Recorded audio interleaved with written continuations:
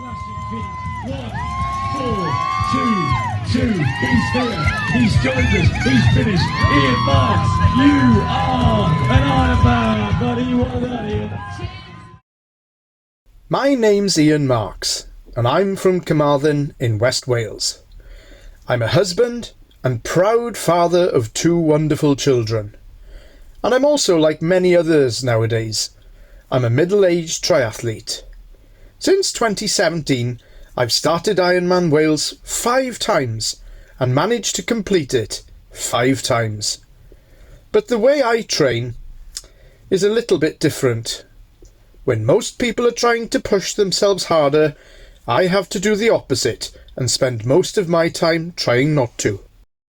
I've got a few heart conditions that means I have to be careful how hard I push.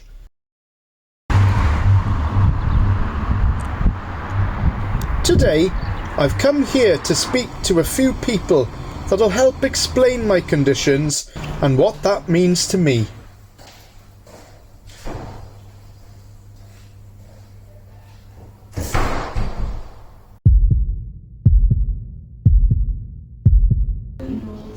It all started in March 2018, when I was training for my second attempt at Ironman Wales.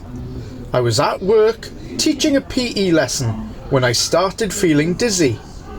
Lucky to have such attentive colleagues, I was seen to almost immediately by paramedics, who then brought me here to Glangwili Hospital.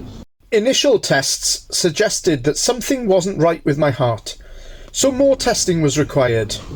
With almost a month spent in hospital being tested from every angle in order to clarify the diagnosis, my cardiologist concluded that I had acute heart failure and idiopathic dilated cardiomyopathy, and that I'd need a pacemaker installed just in case.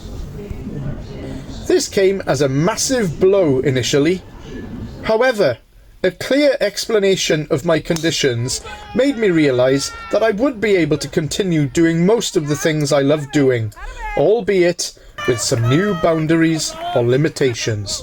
Sport's always been a huge part of who I am. It's shaped my life, and probably how people see me as well.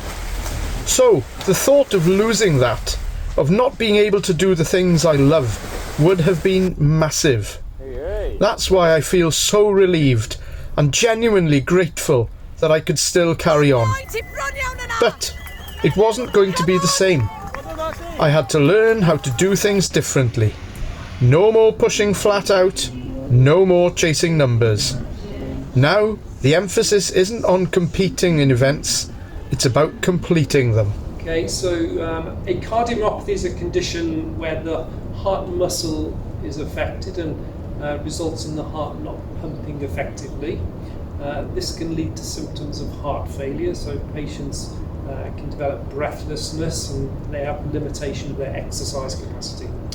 The term cardiomyopathy, as it suggests, cardio heart, myo muscle, pathy pathology, so this is a pathology of the heart muscle.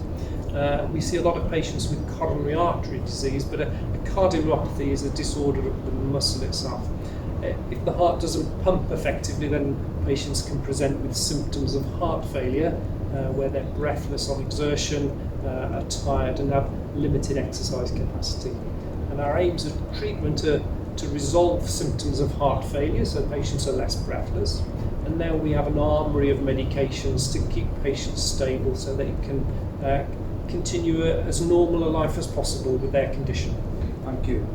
So, could you explain to me how my condition, or both conditions, affect my day-to-day life, and then maybe how it would affect me doing sport?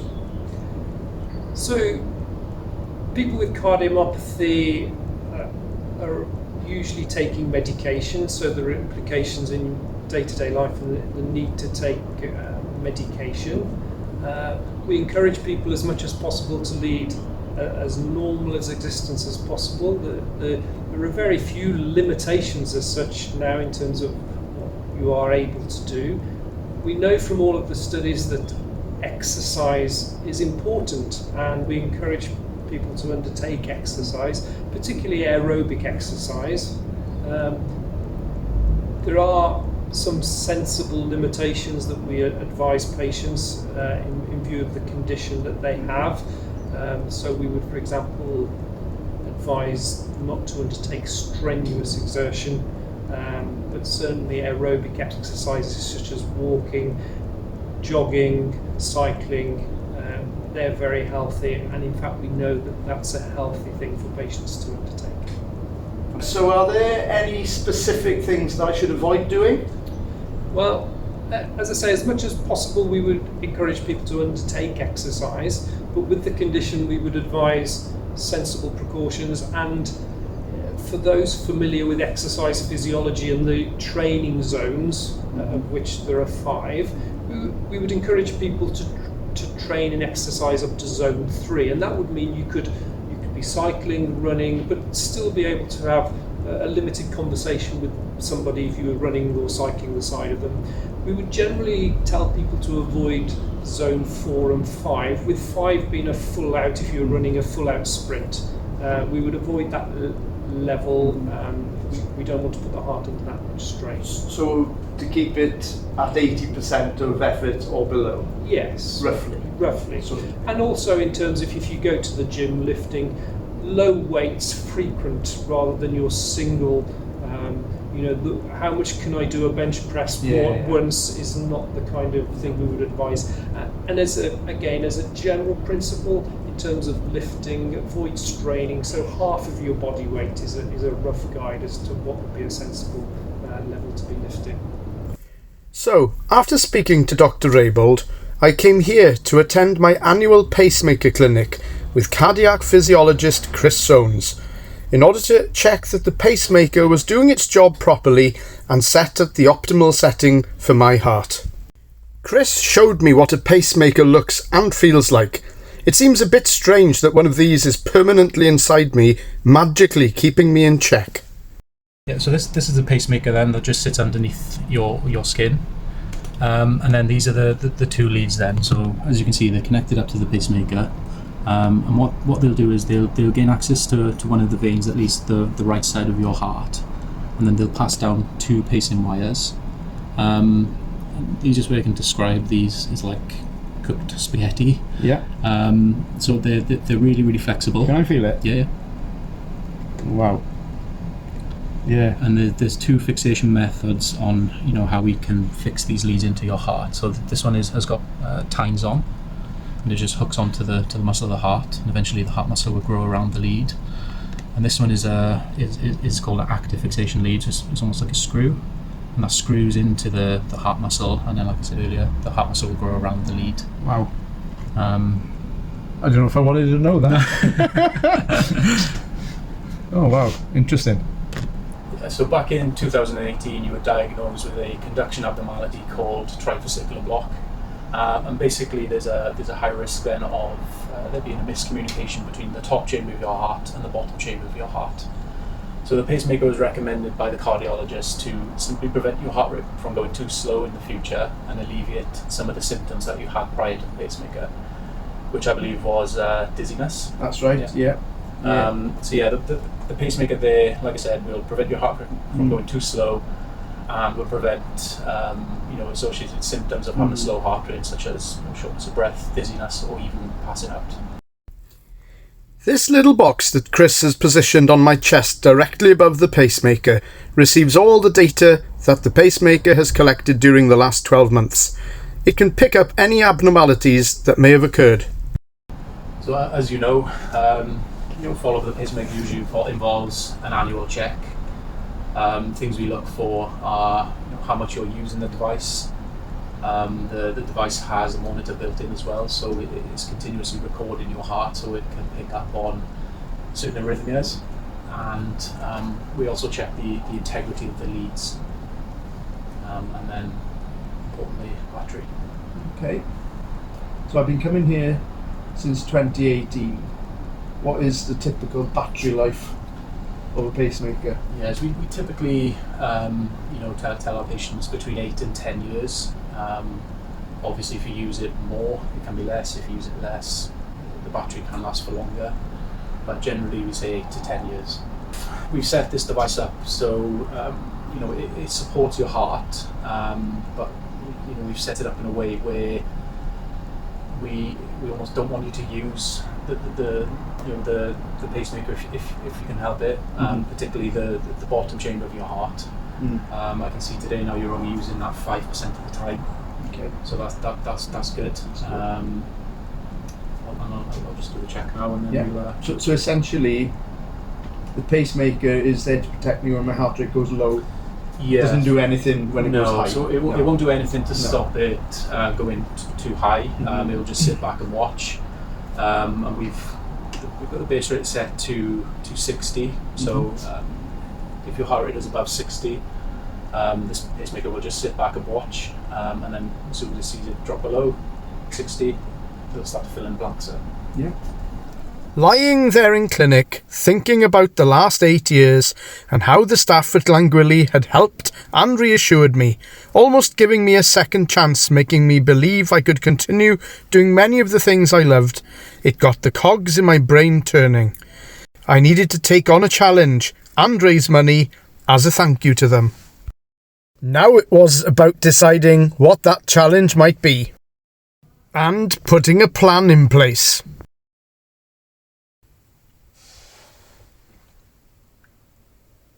So I've come down here today, hopefully to get a bit of inspiration as to how the challenge might look. A few of you triathletes might have already guessed and worked out the location of where I am here. There's not much going on here at the moment, but one day every year, it's very, very different atmosphere here. Another clue there for some of you. I've come here near where I live, to Heartbreak Hill in Saundersfoot, one of the most iconic spectator spots in all of triathlon. There's something about a hill that draws people in. Maybe it's the slower speed, the closeness to the athletes, the raw effort on their faces. You can almost reach out and touch them. This is where attacks happen and where others get dropped. It's where races really come alive. I've always been obsessed with the mountain stages of the Tour de France, from Stephen Roche back in 1987 to the explosive solo mountain attacks of Marco Pantani, the dominance of Froome and his battles with Contador, and now the brilliance of Pogačar. Because when the road tilts upward, that's where everything happens. The magic, the suffering, the decisive moments. And it's that sense of drama, that same energy and uncertainty that I want to channel into a challenge of my own. It is at this point, during every Ironman Wales, that I usually feel it, physically and mentally. I've often cramped going up here in training.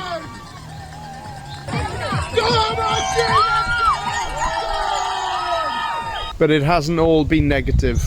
And even though this hill has posed some significant physical and mental challenges for me over the years, I have managed to overcome them. I'm sitting here in Wiseman's Bridge after coming down to Heartbreak Hill for a bit of inspiration. I've been trying to shape what this challenge could look like. I want something that feels properly epic but still realistic. Something that brings other people into it too. And for my own reasons, it has to involve climbing on my bike. Going abroad feels like a logistical headache, so why not keep it in the UK? That got me thinking, what about a cycling version of the Three Peaks? Not hiking, but riding. Picking 3 of the most iconic, demanding road climbs, one in each country, and linking them together into a single challenge. Then the questions start. Which climbs actually make the cut? Which are the longest, the toughest, the most iconic? And is it even possible to connect all 3 in one day? A couple immediately stand out. In Scotland, the Ysbeiellach na Ba, arguably the UK's most famous climb, rising over 600 metres from sea level in just over 9k, with brutal ramps touching 20%. In England, Great Dun Fell feels like a no-brainer. It's the highest road in the country, over 600 metres of climbing with long, relentless gradients and no real let-up. But Wales, that's the missing piece. What climb matches those in terms of length, elevation and sheer presence? Something big enough to belong in that company. That's where it gets interesting. It was now time to plan everything logistically. Would it be physically possible to climb 3 peaks, one in each country, do the driving in between, accounting for comfort breaks and other stops, and doing it all in the daylight of one day? In my head, I had my first 2 climbs sorted, but we'll have to come back to choosing the Welsh climb after some calculating has been done. Anyway, here are the Scottish and English giants to kick us off. Situated in the Highlands region in the northwest of Scotland on the Applecross Peninsula, Bealach na Bar is a true beast of a road climb. We are talking the best of the very best in the UK. It has everything: length at almost 10k and some punishing gradients near the summit. Rising around 620 metres from sea level, it starts off gently with a very manageable gradient and some lovely sea views. The road then turns and widens its way into a narrow steep-sided valley, and around 3/4 of the way up, the gradient starts biting, peaking at 15%. Some dramatic switchbacks follow, and these signify that the climb is almost over. Reaching the summit in one piece, and you know that you've achieved something special. What a way to start the challenge. Moving on to the Great Dun Fell, known in the cycling world as the UK's Mont Ventoux. On paper, the harder of the 2 climbs, and after a 7-hour journey will probably feel even harder still. It starts at the village of Knock in Cumbria and winds its way up the hillside like a staircase with some steep sections followed by some recovery sections.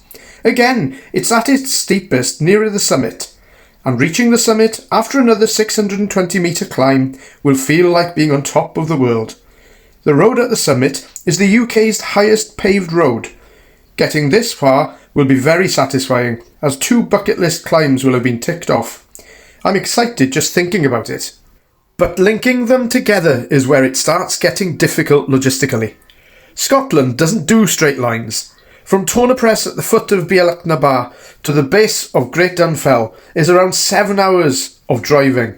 Yes, the journey through Scotland will be a spectacle, passing many iconic landmarks, but 7 hours, with some added comfort breaks, so more like 8 hours, will mean it will be mid-afternoon before we even start climbing Great Dun Fell. And we haven't even considered getting from Cumbria in North England to Wales yet. To reach North Wales from here, you're looking at least another 3 or 4 hours, minimum. So, before finding the final piece of the jigsaw in the form of the Welsh climb, we have to look at some of the candidates. Realistically, because of the hours of daylight we have left to travel and complete the final climb, it will have to be in the North Wales area, so some of the great South Wales climbs, such as the Bwlch, Tumble or Regos, are out of the equation. We also have to consider the characteristics of the type of climb I'd like to climb.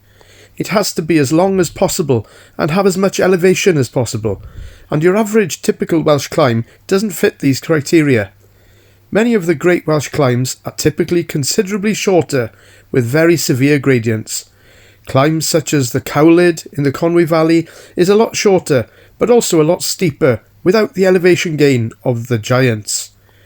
Bwlch y Groes is North Wales's most well-known climb, but like the Cowlyd, is too short and very steep. It does, however, have an impressive summit elevation at 1,801 feet, but the elevation gain just doesn't cut it. The Horseshoe Pass near Llangollen is a lengthier climb at 5.9k and has an elevation gain of over 1,000 feet, but doesn't have a summit finish. Surely there's a climb in North Wales, one of the most mountainous regions in the UK, that has a decent length and has a summit finish. And then, almost by chance, while scrolling through the list of North Walian climbs on VeloViewer, I found Electric Mountain. Could this be the one? The missing piece of the jigsaw, the final climb of the trilogy. Would it be a climbing challenge worthy of rivaling the other 2 epic climbs? Would the elevation and length be enough? And what about an exciting finish at a natural summit? Let's have a look at the stats.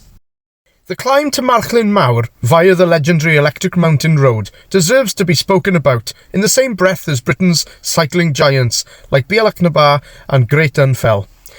Rising from just north of Llanberis, deep into the heart of Eryri, Electric Mountain heads up to over 2,050 feet on some relentlessly steep gradients, twisting through brutal ramps and exposed mountain scenery before topping out on Wales's highest tarmac road next to Marchlin Mawr Reservoir. While Bealach na Bar is known for its alpine-style hairpins and Great Dunfell for its bleak, unrelenting drag to the radar station, Electric Mountain almost matches them for toughness, length and elevation, and sheer drama, as the illustration shows, yet remains far less known outside North Walian cycling circles. As a summit finish, it would be sensational, a true test and climb worthy of completing the Three Peaks Cycling Challenge and giving Wales a finale every bit as iconic, savage and memorable as Britain's most celebrated mountain ascents. So there we have it. I found the perfect 3 climbs. But is it possible to do all 3 in the daylight hours of one day? We've had some science already in this film with Dr. Raybould. Now, let's do some maths.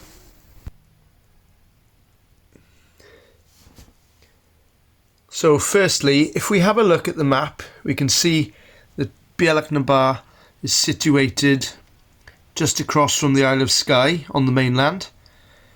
So I'm allowing 2 hours to climb it. If we start about 4:45, that'll then take us up to 6:45. Then we've got a very long journey ahead of us then, through rural Scotland, all the way down through Glasgow, past Loch Lomond, down through the borders into England, down the M6 and then across to the North Pennines to Great Dunfell.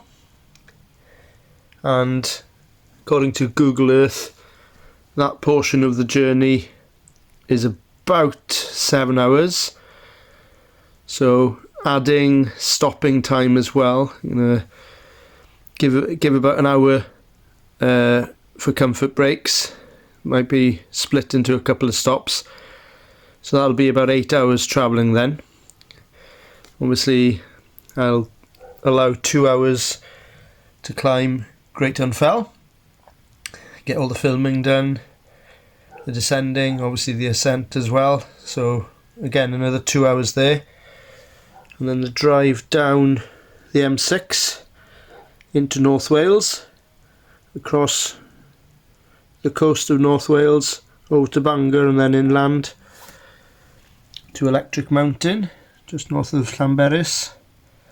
Then that journey, I think, is about 3.5 hours. So again, with comfort break, we'll call it 4 hours. So yeah, hopefully we'll do the maths now and work out at what time we might arrive at Electric Mountain. See if we can do it in daylight or whether it'll be getting dark or pitch black. So let's do some maths. So, starting at 4:45 AM and allowing around 2 hours for climbing and descending Bealach na Bar, plus loading up the van, we're hoping to be back on the road by around 6:45 AM. The 8-hour journey to Great Dunfell, including comfort breaks, should get us there for approximately 3:45 PM. Allowing another 2 hours for climbing, descending and packing up takes us to around 5:45 PM. From there, it's another 4 hours in the van to Electric Mountain, so we're looking to arrive around 9:45 PM. It should still just about be light at that time, although it does look like we might end up reaching the summit in the dark. That said, I've been fairly generous with the time allowances for climbing, descending and packing up, so we may be able to claw back some time here and there. We'll just have to see how things pan out on the day.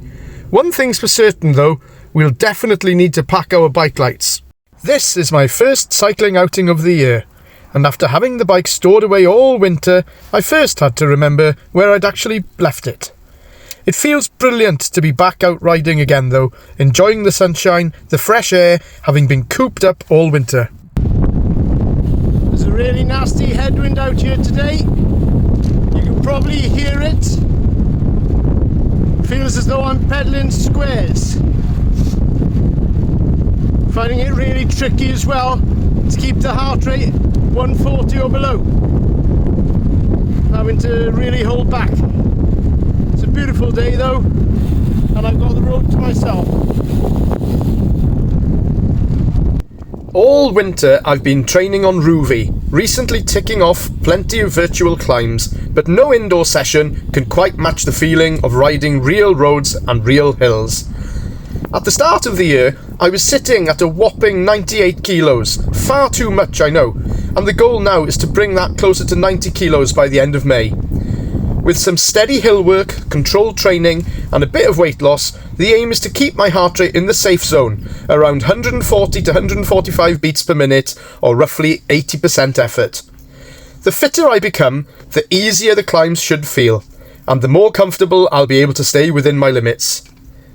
I still love climbing. There's something special about reaching the top of a hill or mountain under your own power, that sense of achievement that never really leaves you. But these days, it's not about speed or competition anymore. Those days have passed. I miss them, but I now embrace being middle-aged and the new me. Now, it's about enjoying the ride, sharing the experience with others, and appreciating every climb along the way, something I never really used to do. Just managed to keep heart rate 138 tops.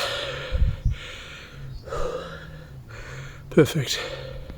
Short recovery now, bit of an energy boost,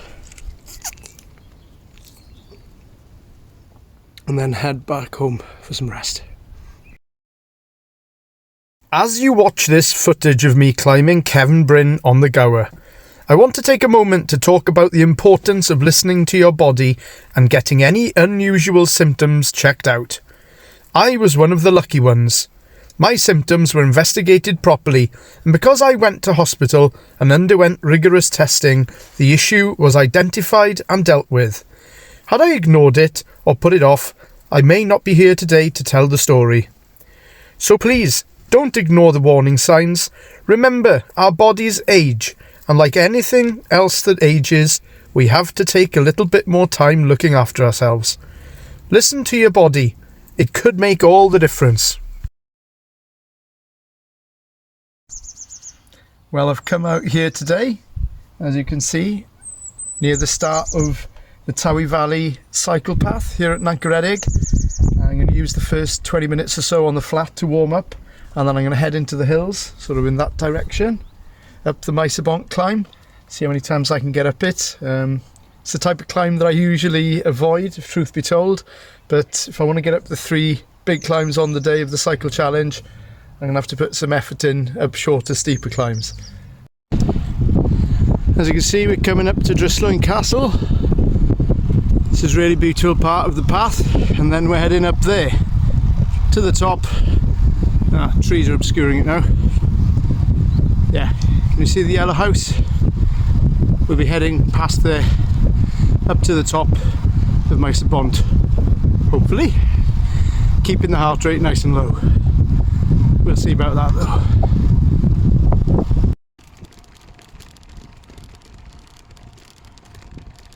Dun dun dun! Maesebont.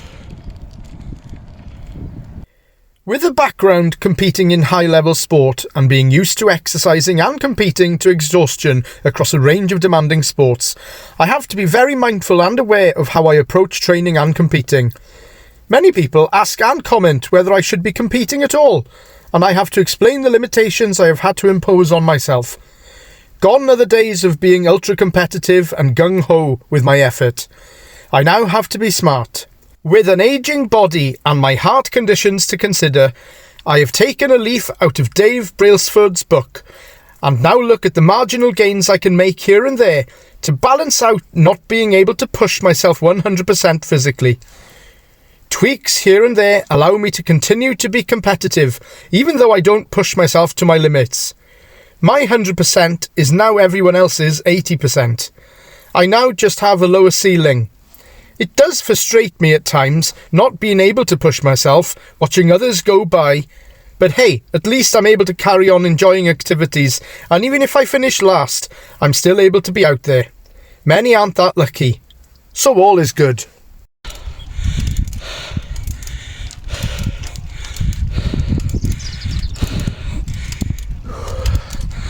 Oh my god, twice up here is enough for today. The way back down is always nicer.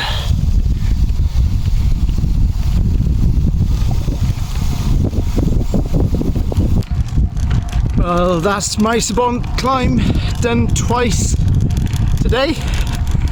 Twice was enough. The heart rate was, I wouldn't say spiking, but it was going up close to the 140. I was feeling a bit tired, so I decided to stop. Live to fight another day. Just a nice little warm down now. Back on the path, and back for some supper. Morning, everyone. I've come out here today to the western edge of Parc Cenedlaethol Banau Brycheiniog, Brecon Beacons National Park, and I've come out here on a bit of a mission. I'm on the Black Mountain, and Black Mountain, for those of you that don't know, is quite an iconic climb in this part of the world. It's the longest climb and the climb with the most elevation, nearest where I live, and perfect really for training for the Three Peaks Cycling Challenge. The climb itself, I think there's about 1,300 feet of climbing and averages about 6%, so it's not quite as long as the ones we'll be doing on the day, but it's the best thing in this area. So I'm going to try a double ascent today. I'm starting at the top, as you probably guess. I'm going to descend down. That'll be my warm-up, won't be much warming up, and then we'll be going straight into the cycling, and I'm going to try and control the heart rate, keeping it low without it spiking early on. So that'll be the challenge today. Get to the top, drop down the other side, and then back up again, hopefully in one piece. So I'll see you later. So the reason I'm doing this training ride today without much warm-up, which usually goes against how I train, is to try and mimic what we'll be doing on the day of the Three Peaks Cycling Challenge. Because of time constraints, we won't have much time to warm up prior to starting the challenge, so I got to get used to warming up basically straight away. So the fact that I'm chatting to you now without even looking at my heart rate monitor is telling me that I'm just about managing the effort well. Climbing roads like the Black Mountain really makes me appreciate how lucky we are living in West Wales. From quiet rural country lanes and rolling coastal roads to these wide open mountain climbs, there's no shortage of incredible places to ride and train. The scenery out here is breathtaking, and more often than not, the drivers are patient, respectful, and understanding of cyclists sharing the roads. It's something I never take for granted. What makes it even more special for me is knowing that I'm still able to get out here and do the things I love. After everything that happened in 2018, I'll always be hugely grateful to the staff at Glangwili Hospital and the NHS for the care they gave me and for helping make moments like this one still possible today. I will never ever forget. Just about approaching the summit now. Effort number 1. It's quite busy out here today. Lots of cyclists, motorbikes, cars, walkers, all sorts. That was a well-managed effort. Not feeling too bad. See what the next effort brings me. And now for the fun bit, the descent. Whee!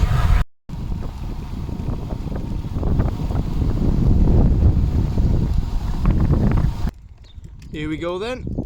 Attempt number 2.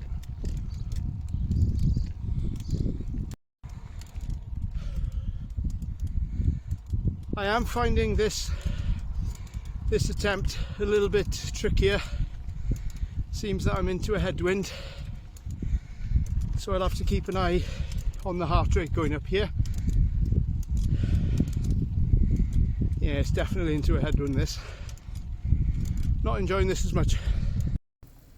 Climbs like the Black Mountain are usually ideal for the kind of riding I enjoy doing, because the gradient stays fairly consistent all the way up, which makes it much easier to settle into a rhythm and keep my heart rate stable. Instead of dealing with constant changes in pace and effort, I can focus on riding smoothly and staying within my limits. Every now and then, I'll get out the saddle for short periods to lift the heart rate slightly and put a bit more load through the legs, just to simulate some of the steeper ramps and tougher sections we'll face during the Three Peaks Challenge.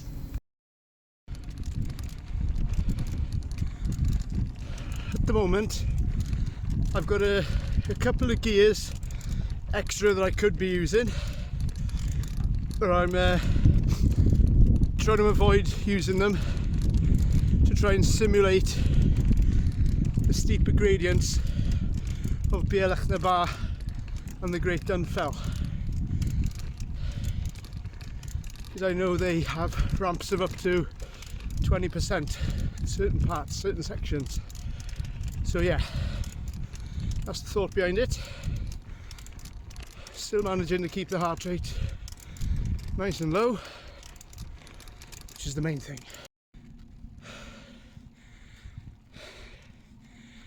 The last 2 attempts done. I'm not sure whether I should go and do another one.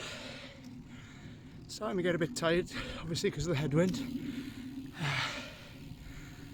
Yeah, let's do one more. Well, all sports scientists say that fueling is critical, and the timing when you take your fuel on board. So I'm gonna take a gel now, and hopefully this will kick in a few about 5 minutes before I get to the summit on my final attempt, and give me that little boost of energy that I'll need to get to the top. With just a few weeks now before the big day and a handful of training sessions left, I'm happy to state that my weight is currently at 90.7 kilos. This is the lightest I've been since 2020 and the summer of lockdown cycling and no processed foods. My FTP 80% effort is currently at 249, so I'm sitting at 2.74 watts per kilo, which I'm happy with for this time of year. I do now find that I can climb hills without my heart rate creeping up too much. And for the long relentless climbs we'll be attempting during the challenge, this is critical. There'll also be less stress on my muscles, so hopefully muscle fatigue won't kick in too soon.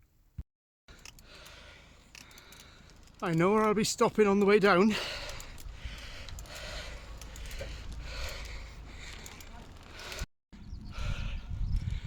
Whew! Well, I am approaching the summit for the 3rd and final time today, and I'm not kidding myself. The efforts I've done, oh, wait for the bike. The efforts I've done, I have gone up the hill here 3 times, but I've only done from cattle grid to cattle grid and back up, obviously. So I haven't done the full elevation, full distance, but I've still done 3 mini peaks. And I'm feeling okay. It's quite warm, which is good. Oh no, the ice cream van is gone. Oh no, what'll I do? Oh well, plan B, pint somewhere.